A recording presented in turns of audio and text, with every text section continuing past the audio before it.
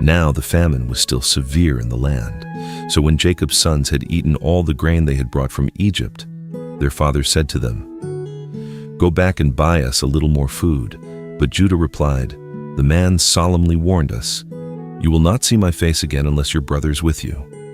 If you will send our brother with us, we will go down and buy food for you. But if you will not send him, we will not go. For the man told us, "You will not see my face again unless your brother is with you." Why did you bring this trouble upon me?" Israel asked. "Why did you tell the man you had another brother?" They replied, "The man questioned us in detail about ourselves and our family. 'Is your father still alive? Do you have another brother?' And we answered him accordingly. How could we possibly know that he would say, 'Bring your brother here'?" And Judah said to his father Israel, "Send the boy with me, and we will go at once, so that we may live and not die, neither we, nor you, nor our children. I will guarantee his safety. You may hold me personally responsible. If I do not bring him back and set him before you, then may I bear the guilt before you all my life. If we had not delayed, we could have come and gone twice by now." Then their father Israel said to them, "If it must be so, then do this. Put some of the best products of the land in your packs and carry them down as a gift for the man: a little balm and a little honey, spices and myrrh, pistachios and almonds.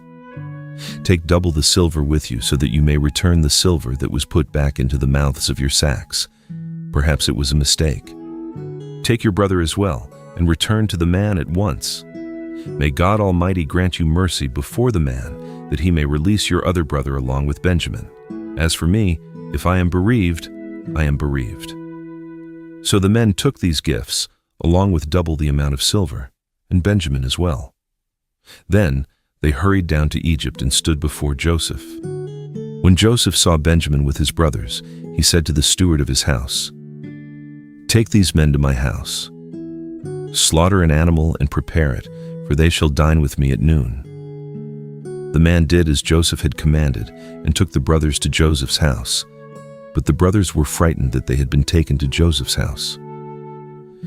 "We have been brought here because of the silver that was returned in our bags the first time," they said.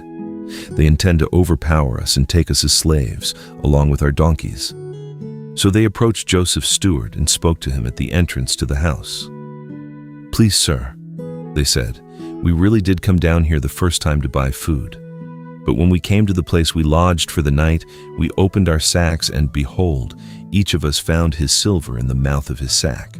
It was the full amount of our silver, and we have brought it back with us. We have brought additional silver with us to buy food. We do not know who put our silver in our sacks." "It is fine," said the steward. "Do not be afraid. Your God, the God of your father, gave you the treasure that was in your sacks. I received your silver." Then he brought Simeon out to them, and the steward took the men into Joseph's house, gave them water to wash their feet, and provided food for their donkeys. Since the brothers had been told that they were going to eat a meal there, they prepared their gift for Joseph's arrival at noon.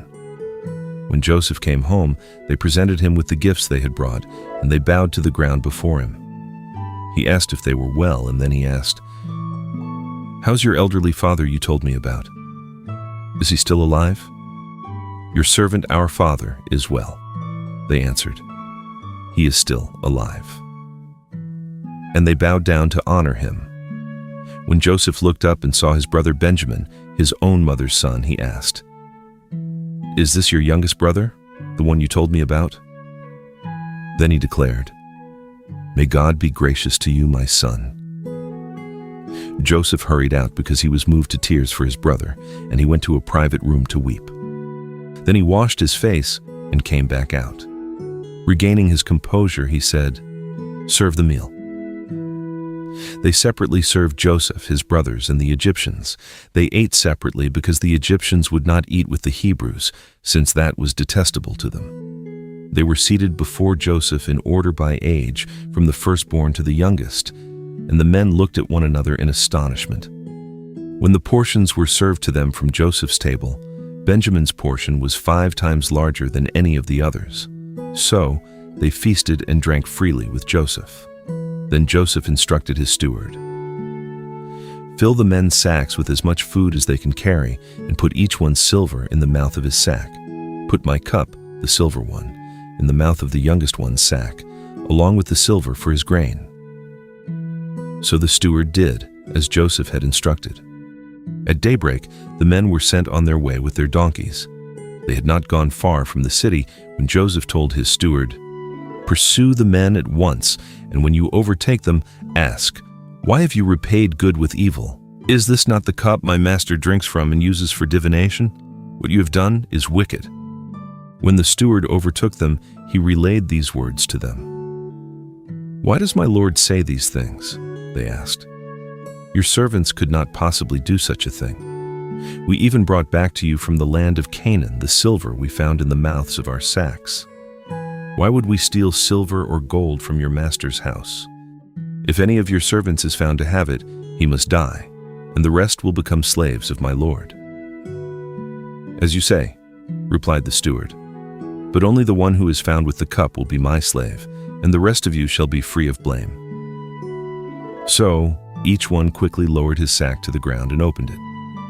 The steward searched, beginning with the oldest and ending with the youngest, and the cup was found in Benjamin's sack. Then they all tore their clothes, loaded their donkeys, and returned to the city. When Judah and his brothers arrived at Joseph's house, he was still there, and they fell to the ground before him. "What is this deed you have done?" Joseph declared. "Do you not know that a man like me can surely divine the truth?" "What can we say to my lord?" Judah replied. "How can we plead? How can we justify ourselves? God has exposed the iniquity of your servants. We are now my lord's slaves, both we and the one who was found with the cup." But Joseph replied, "Far be it from me to do this. The man who was found with the cup will be my slave. The rest of you may return to your father in peace." Then Judah approached Joseph and said, "Sir, please let your servant speak personally to my lord. Do not be angry with your servant, for you are equal to Pharaoh himself." My lord asked his servants, "Do you have a father or a brother?" And we answered, "We have an elderly father and a younger brother, the child of his old age. The boy's brother is dead. He's the only one of his mother's sons left, and his father loves him." Then you told your servants, "Bring him down to me, so that I can see him for myself." So we said to my lord, "The boy cannot leave his father. If he were to leave, his father would die." But you said to your servants, "Unless your younger brother comes down with you, you will not see my face again." Now when we returned to your servant my father, we relayed your words to him. Then our father said, "Go back and buy us some food." But we answered, "We cannot go down there unless our younger brother goes with us. So if our younger brother is not with us, we cannot see the man." And your servant my father said to us, "You know that my wife bore me 2 sons. When one of them was gone, I said, 'Surely he has been torn to pieces.' And I have not seen him since.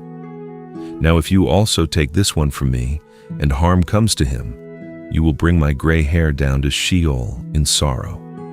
So, if the boy is not with us when I return to your servant, and if my father, whose life is wrapped up in the boy's life, sees that the boy is not with us, he will die.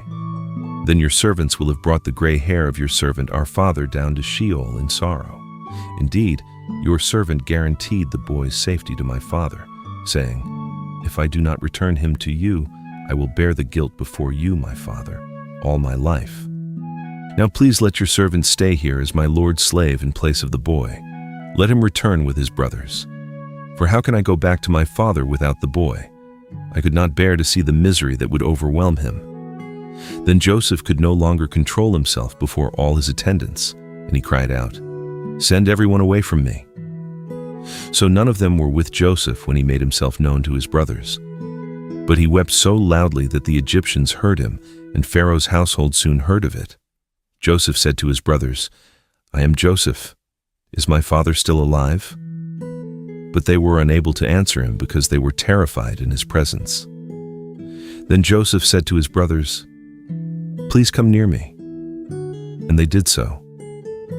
"I am Joseph, your brother," he said, "the one you sold into Egypt. And now, do not be distressed or angry with yourselves that you sold me into this place, because it was to save lives that God sent me before you. For the famine has covered the land these 2 years, and there will be 5 more years without plowing or harvesting. God sent me before you to preserve you as a remnant on the earth and to save your lives by a great deliverance. Therefore it was not you who sent me here, but God, who has made me a father to Pharaoh, lord of all his household and ruler over all the land of Egypt. Now return quickly to my father and tell him, 'This is what your son Joseph says. God has made me lord of all Egypt. Come down to me without delay. You shall settle in the land of Goshen and be near me, you and your children and grandchildren, your flocks and herds, and everything you own. And there I will provide for you, because there will be 5 more years of famine. Otherwise, you and your household and everything you own will come to destitution. Behold, you and my brother Benjamin can see that I, Joseph, am the one speaking with you. Tell my father about all my splendor in Egypt and everything you have seen, and bring my father down here quickly.' Then Joseph threw his arms around his brother Benjamin and wept, and Benjamin wept as they embraced. Joseph kissed each of his brothers as he wept over them, and afterward his brothers talked with him. When the news reached Pharaoh's house that Joseph's brothers had come, Pharaoh and his servants were pleased. Pharaoh said to Joseph, 'Tell your brothers, do as follows. Load your animals and return to the land of Canaan. Then bring your father and your families and return to me. I will give you the best of the land of Egypt, and you shall eat from the fat of the land.' You are also directed to tell them, 'Take wagons from the land of Egypt for your young children and your wives, and bring your father and come back. But pay no regard to your belongings, for the best of all the land of Egypt is yours.' So the sons of Israel did as they were told. Joseph gave them wagons as Pharaoh had instructed, and he also gave them provisions for their journey. He gave new garments to each of them, but to Benjamin he gave 300 shekels of silver and 5 sets of clothes. And he sent to his father the following: 10 donkeys loaded with the best of Egypt, and 10 female donkeys loaded with grain and bread and provisions for his father's journey. Then Joseph sent his brothers on their way, and as they were leaving, he said to them, 'Do not quarrel on the way.' So the brothers went up out of Egypt and came to their father Jacob in the land of Canaan. 'Joseph is still alive,' they said, 'and he is ruler over all the land of Egypt.' But Jacob was stunned, for he did not believe them. However, when they relayed all that Joseph had told them, and when he saw the wagons that Joseph had sent to carry him back, the spirit of their father Jacob was revived. 'Enough,' declared Israel. 'My son Joseph is still alive. I will go to see him before I die.'" The story continues. Follow along as we read the whole Bible, one passage at a time.